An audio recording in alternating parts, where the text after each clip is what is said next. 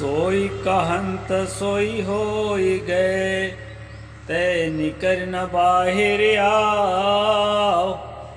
हो हुजूर ठाड़ का तहाँ, तै क्यों धोखे जन्म गवाओ।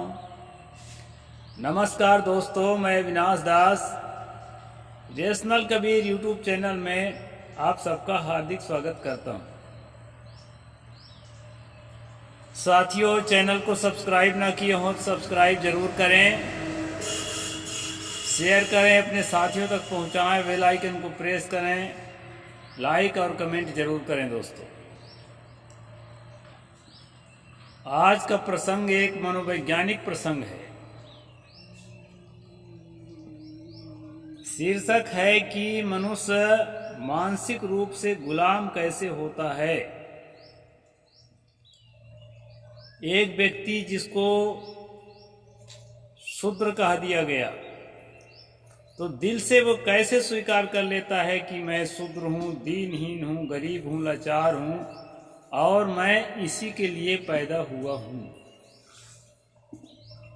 एक व्यक्ति ये कैसे स्वीकार कर लेता है कि मैं ब्राह्मण हूँ, मैं श्रेष्ठ हूँ और बड़ा काम करना और लोगों में दबदबा बना के रखना, ये मेरा जन्म सिद्ध और स्वाभाविक जीवन है। ये कैसे स्वीकार कर लेता है। सतगुरु कबीर साहब बड़े ही मनोवैज्ञानिक थे दोस्तों। उन्होंने कहा, सोई कहंता सोई होगे। आदमी जैसा बार बार कहता है, जैसा बार बार सुनता है और जैसा बार बार अपने दिमाग में मनन करता है, उसका जीवन धीरे धीरे वैसा ही हो जाता है और इतना मजबूत हो जाता है कि उससे अलग कुछ करना तो छोड़िए, वो सोचना भी पसंद नहीं करता। ये चीज है दोस्तों। मैं अपने जीवन की कुछ घटनाओं को बता करके इस प्रसंग को आगे बढ़ाना चाहूंगा दोस्तों। प्रासंगिक घटनाएं हैं, इसलिए क्या हुआ कि मैं वंश परंपरा के कबीर पंथ में पैदा हुआ। मेरे घर में आज भी चौका आरती होती है। तो साथियों, इसके बाद मैं कृष्ण भक्ति से जुड़ गया, गीता पढ़ते पढ़ते। और फिर जब घर वापसी किया तो पारक सिद्धांत के कबीर पंथ में घर वापसी किया और इसमें अटल हो गया। अब इस यात्रा के दौरान, इस कन्वर्जन यात्रा के दौरान किन किन मानसिक कठिनाइयों का मुझे सामना करना पड़ा, वो मैं आपको बता रहा हूं। ये कठिनाइयां मेरे अंदर से पैदा होती थी, बाहर से कोई विवश नहीं करता था। और शायद आपके अंदर भी इस तरह से पैदा होती होंगी, तो उसको आप जो है इस वीडियो के माध्यम से समझकर अपने जीवन को बदलने में सक्षम होंगे। साथियों, आचार्य श्री राम शर्मा जो गायत्री के संस्थापक थे, गायत्री अखाड़े का, उनकी कुछ किताबें पढ़ा मैंने। उन किताबों में एक बात मिली कि आदमी के अंदर विल पावर होता है, इच्छा शक्ति होती है, और वो जो है बार बार जैसा सोचता है वैसा वो अपने भविष्य को बना लेता है। ये अच्छी बात है। और इस साखी में जो हमने बात पढ़ी है, लगभग ये भी ऐसी बात है। तो साथियों, जब मैं बताया कि मैं वंश परंपरा की मान्यता वाली कबीर पंथ में मैं था, परंपरा में था, तो उसमें ये मान्यता है कि सदगुरु कबीर साहब कमल पत्र पर, कमल पुष्प पर लहरतारा तालाब में प्रकट हुए। वो साक्षात परमात्मा हैं, वो किसी भी प्रकार से आम आदमी नहीं है, 5 दाग से न्यारा है और इच्छाधारी है। जब चाहे प्रकट भी हो सकते हैं और जब चाहे अंतर्ध्यान हो सकते हैं, भी हो सकते हैं। इस बात को हमने अपने दिलो दिमाग में बसाया था दोस्तों। और कैसे बसाया था? जन्म से बसाया था। पूरा कम्युनिटी, पूरा हमारा समुदाय ही बसाया हुआ था। फिर जो है अदृश्य शक्ति और अलौकिक भावना तो थी ही। गीता पढ़ते पढ़ते मैं श्री संप्रदाय की मान्यताओं में डूब गया, लेकिन कबीर साहब के प्रति श्रद्धा रही, श्रद्धा खत्म नहीं हुई थी। तो साथियों, कई बात कबीरदास कबीरदास बोलते थे अन्य लोग, वैष्णव लोग, तो मुझे खटकती थी। ये लोग कबीरदास क्यों बोलते हैं, जबकि मैं स्वयं वैष्णव हो ही गया था मानो। वो मुझे खटकती थी इसलिए कि मेरे दिलो दिमाग में कबीर साहब शब्द बसता था। फिर साथियों, समय का बदलाव आया। मैंने एक वीडियो में आपको बताया था कि एक साइकोलॉजिस्ट से मेरे संबंध जुड़ा। कुछ क्षण का संबंध ही था, जिसमें कि वो एक पागल के दिमाग का विश्लेषण कर रहे थे। तब मैंने अपने दिमाग को सोचा कि जो श्री कृष्ण का जिसका मैं दर्शन करता हूँ, अब ये पागल जो है अपने दुश्मन का दर्शन करके गुस्सा हो रहा है और मैं अपने प्रेमी का दर्शन करके खुश हो रहा हूँ, तो ये जो दर्शन है ये मानसिक है और ये झूठा है। जब इस बात को मैं समझा, इसी चैनल पर वीडियो बना के डाला हूँ।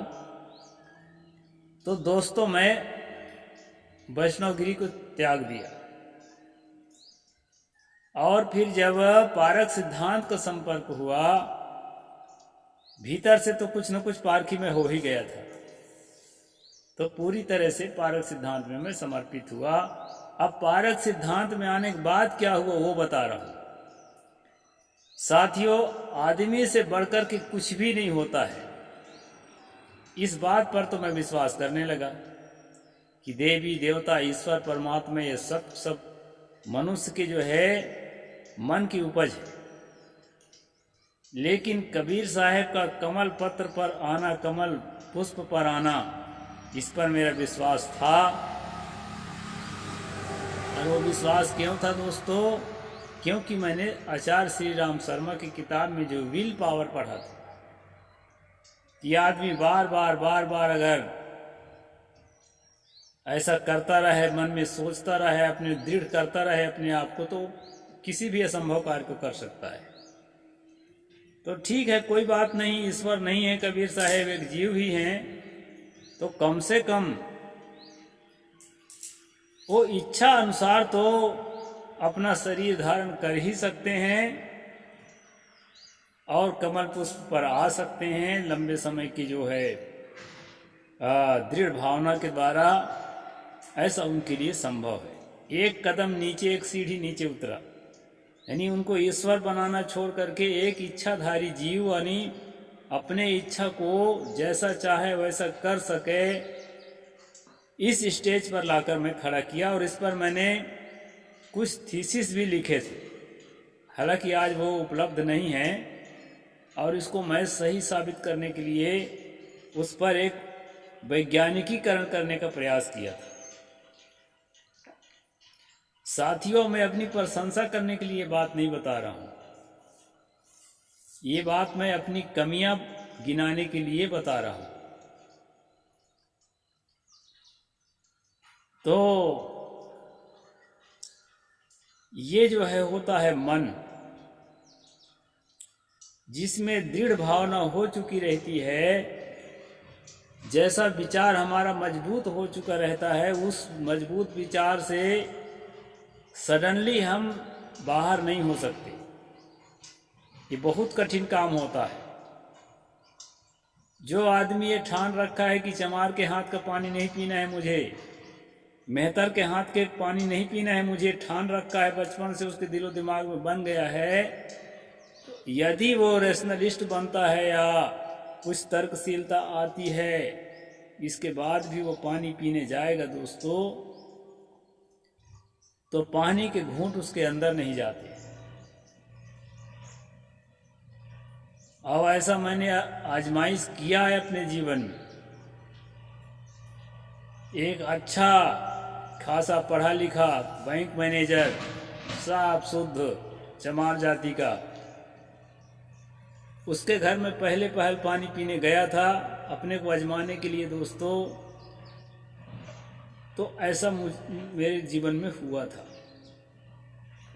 मैं अनुमान से कोई बात नहीं करता, प्रयोग करके कहता हूँ, और आज ऐसा नहीं होता। तो ये क्या होता है कि मन में जो है दृढ़ भावना बन चुकी रहती है कि ये ऐसा हमको नहीं करना है तो नहीं करना है। आप जानते हैं कि कमर के नीचे के अंगों को गुप्त अंग या पर्सनल पार्ट कह दिया जाता है। स्पष्ट शब्दों में कहना अभद्रता और असभ्यता माना जाता है। और ये हमारे अंदर जो है एक दृढ़ भावना होती है। लेकिन एक जैन मुनि पूरी तरह से नग्न होकर घूमता है, दिगंबर होता है। उसको नग्न नहीं कहते हैं, उनकी भाषा में दिगंबर कहते हैं। क्या उसको ऐसा नहीं लगता होगा? नहीं लगता है, बिल्कुल नहीं लगता। जो जैसा अभ्यास कर चुका होता है दोस्तों, अपने मन को जैसा जो है बना चुका होता है, उसको अपने बनाए हुए स्थिति में थोड़ा भी अटपट नहीं लगता है। एक डॉक्टर आपके पर्सनल पार्ट के कोई इंजरी आ जाए, कोई डिसऑर्डर आ जाए, तो उसका जो है वो ट्रीटमेंट करता है, उसको घृणा नहीं लगता।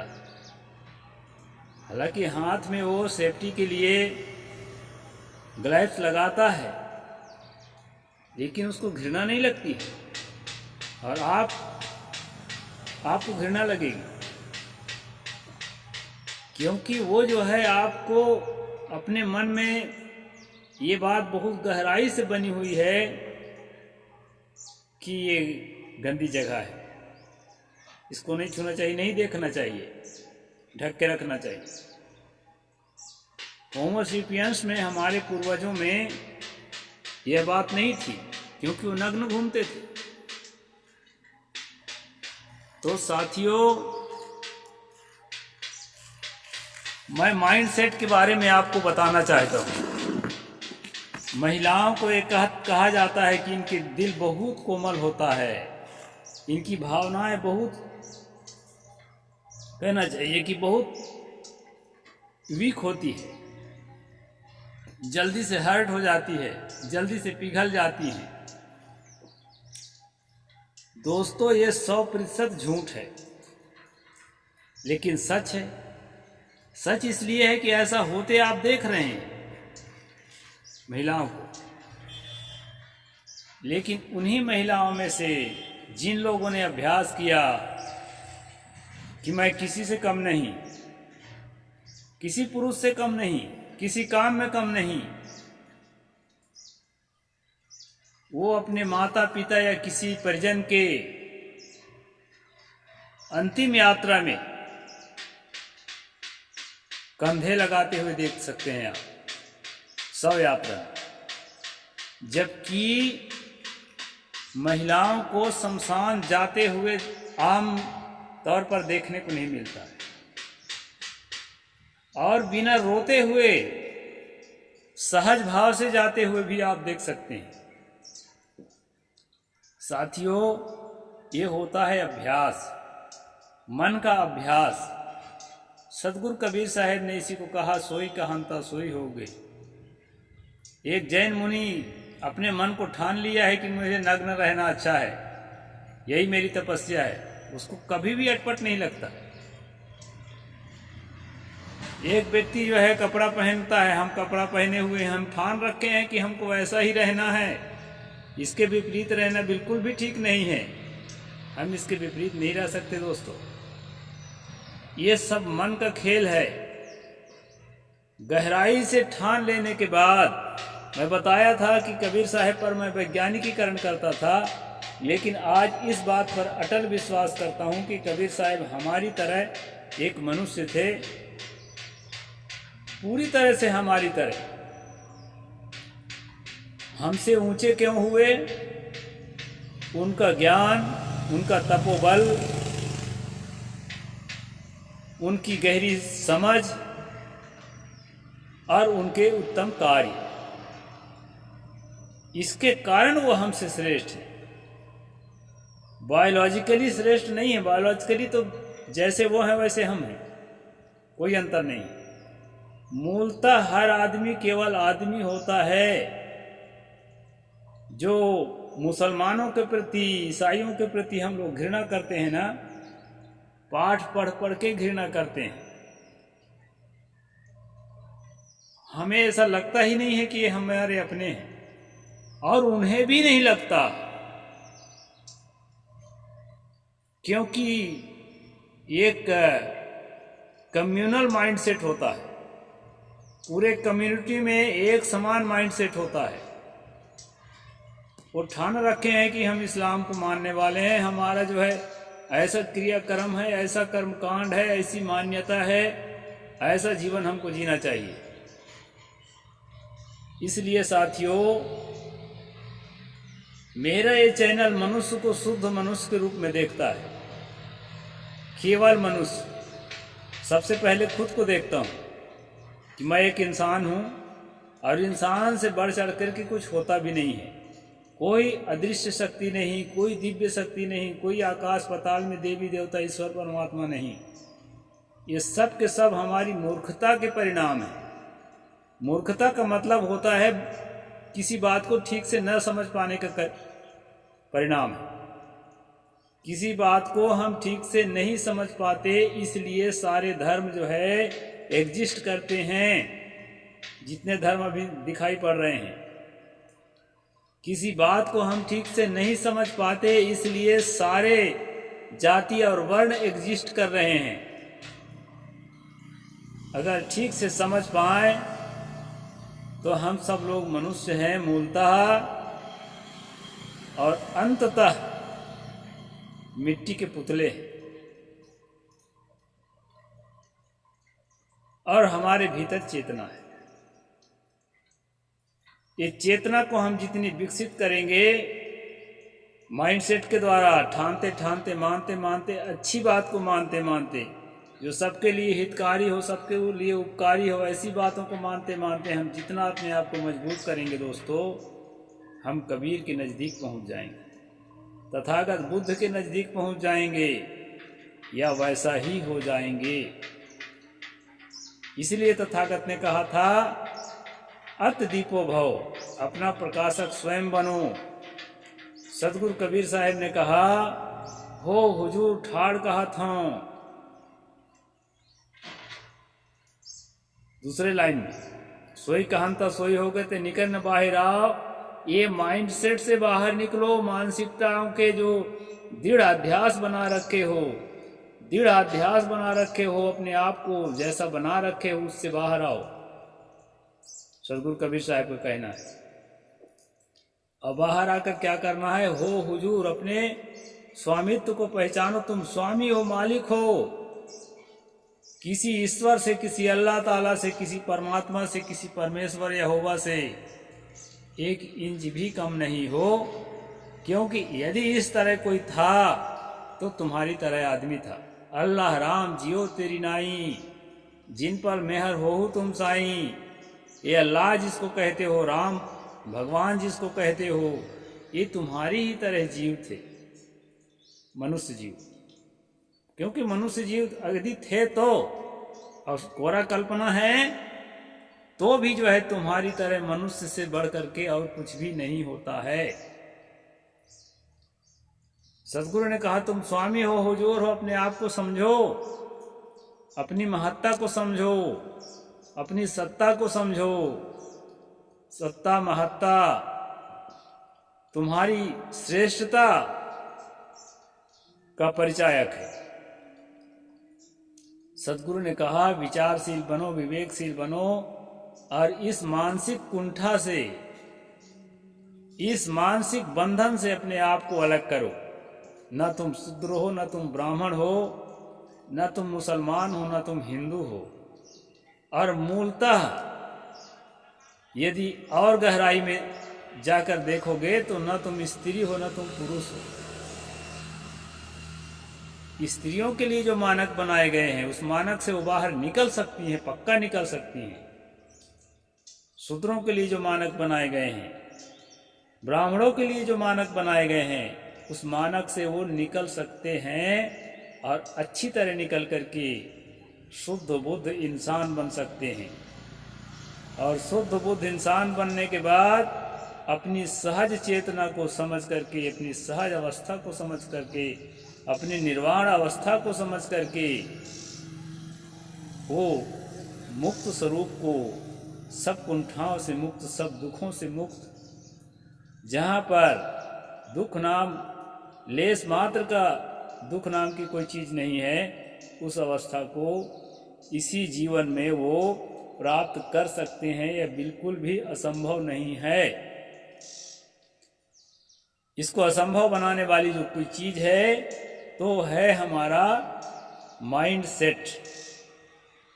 सारे माइंड सेट से जब निकलेंगे तभी जो है आपका ध्यान लगेगा, नहीं तो ध्यान वान नहीं लगेगा। जो माइंड सेट होता है उसके जो परत होते हैं वो संकल्पों के रूप में, विचारों के रूप में, भावनाओं के रूप में वो आपको कुरेदते रहेंगे, कुरेदते रहेंगे।